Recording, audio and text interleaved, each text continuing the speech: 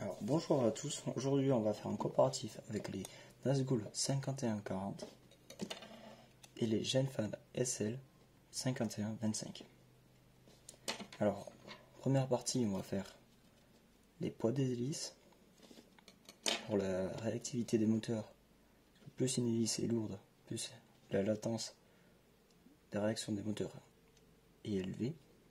La résistance, l'accélération, la précision, l'autonomie, et je vous donnerai mon avis à la fin. Alors le poids. Les Genfan pèsent 3 grammes.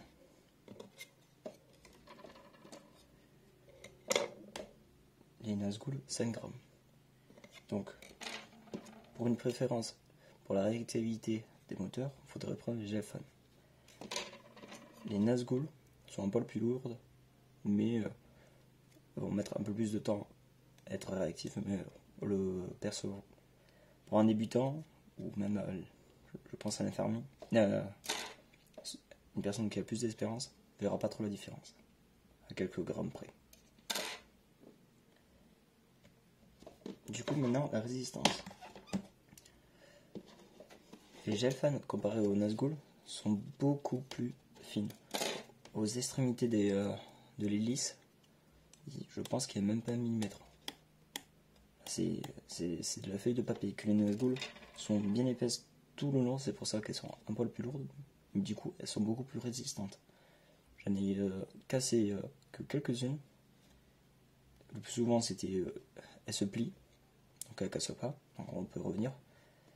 Ou la seule fois ça m'est arrivé qu'elle casse, elle s'était cassée ici, juste à côté de l'axe. Les Genfan, le plus souvent quand elles cassent, c'est soit elles cassent entièrement vu qu'elles sont plus fines, ou soit c'est au bout de l'hélice, comme représenté là. Parce qu'elles sont très fines, donc la plupart c'est au bout que ça casse. Donc question de résistance, un point pour la Nazgul. Pour l'accélération, vu que là c'est des 51-25, on va avoir moins d'accélération qu'une 51-40. Ça va dépendre des hélices, mais plus souvent, logiquement, on a moins d'accélération. Et c'est vrai que lors du test, pour l'accélération, j'avais beaucoup moins d'accélération, parce que en vitesse de pointe déjà, j'étais que à 80-90, alors qu'avec celle-ci, je vais à 130-140. Et même pour le plus souvent rester stationnaire, enfin, on fait quelques figures. Avec celle-ci, je suis plus à 40% de throttle avec des 4S. Et là, je suis plutôt vers 50-55. Et même pour le freestyle, vous allez voir sur les vidéos, il y a certains moments, j'avais pas assez de puissance de reprise à cause du faible pas. Pour réussir à certaines figures, à certains moments, j'ai failli faire avoir des crashs à cause de celle-ci. Alors que les Nazgul, j'avais beaucoup plus de puissance d'accélération. Mais qui dit du coup gros pas, dit quand on est en bas de gaz, la précision des Genfan est beaucoup mieux que les Nazgul. Donc en bas de throttle, elles sont beaucoup mieux les Genfan que la puissance des Nazgul. Il faut la maîtriser. Ça c'est bien aussi pour débuter. Il n'y aura pas trop de puissance, vous n'aurez pas peur. Et au moins, dès que vous en aurez plus, vous pourrez déjà passer sur des grosses ou un peu plus puissantes, selon votre type de vol. Si vous voulez cruising, celle-ci elle peut vous aller comme celle-ci. L'autonomie, l'autonomie, elle va avoir moins d'autonomie, mais pas beaucoup moins que celle-ci. Elle va en avoir un peu plus, mais ça va se jouer. Ça dépend si vous faites du freestyle un peu énervé, vous allez voir une quinzaine de secondes en plus. Si vous faites du cruising, là vous allez avoir là Moi je tiens 7 minutes avec celle-ci, et là 8. Mais bon. Je pense que ça se joue pas beaucoup, parce que la puissance, le pourcentage que je donne d'accélération pour celle-ci, par exemple là je vais donner 70%, alors que elle, pour avoir la même puissance d'accélération, je vais être à 100%. Et même pour la reprise, ça va être pareil. Donc ça se joue là aussi, parce que je vais faire tourner plus vite les moteurs, mais je vais pas avoir assez de reprises, donc je vais devoir durer plus longtemps l'accélération. Que elle, je vais donner un seul coup à 100%, ça va arrêter le. Je vais pouvoir me reprendre lors le retour d'une figure avec un coup de stick de même pas d'une seconde, et j'ai repris mon drone. Alors que celle-ci, il va falloir plus de secondes, donc plus de secondes avec le full throttle, donc plus de consommation. C'est sûr que elle, en consommation de batterie, on va être moins élevé en ampères que là. Donc pour la batterie, ça serait mieux d'utiliser celle-ci, mais comme je vous ai dit, ça dépend comment on vole. Moi je préfère celle-ci, parce que l'accélération que je donne me suffit. Ils ont assez de puissance pour des reprises, ils ont assez de patates. Celle-ci, il faut trop de. Je dois aller trop haut dans les sticks pour avoir assez d'accélération, même j'en ai pas assez. Même pour les reprises, j'ai souvent eu pas assez de reprises pour repartir avec mes figures. Et question de résistance, bah, celle-ci elle bat. Même quand je tombe quand le quad se crache, elles sont peu résistantes que celle-ci. Celle-ci j'en avais 8, il m'en reste plus que déjà 5. Les autres elles sont mortes. Elle, j'en avais juste 8, j'en ai encore 6 par exemple.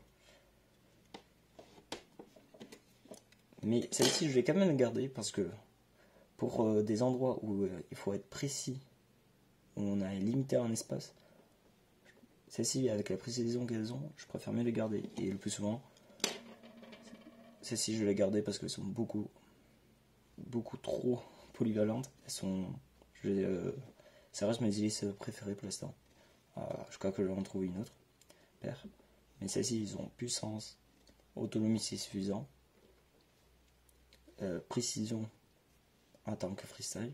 Après en bas de gaz, il y a mieux, par exemple celle-ci. Et accroche, c'est suffisant aussi. Et même si on fait une erreur de trajectoire, la puissance qu'elles ont, on va pouvoir vite sortir.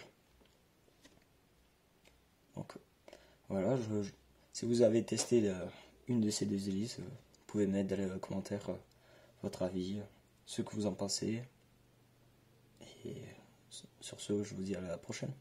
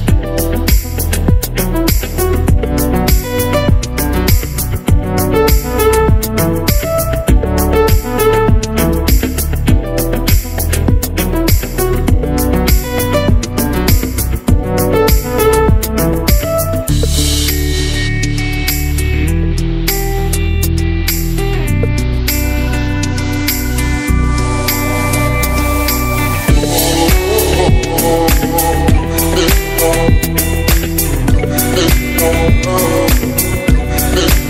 oh.